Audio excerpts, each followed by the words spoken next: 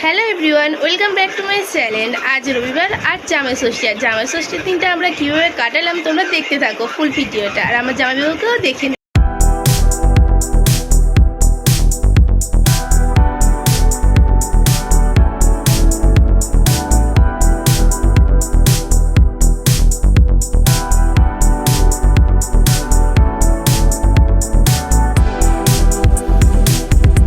এবার আমরা সবাই মিলে খেতে বসে গেছিলাম জামাইবাবুর সাথে।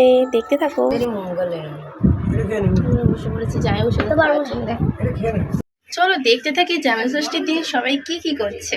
রান্নার জন্য ঠাম্মা এদিকে সব আনাজ কাটছিল, তারপর আমার বাবা চলে যাচ্ছিল মামার বাড়িতে টাটা দিয়ে। যাও এবার।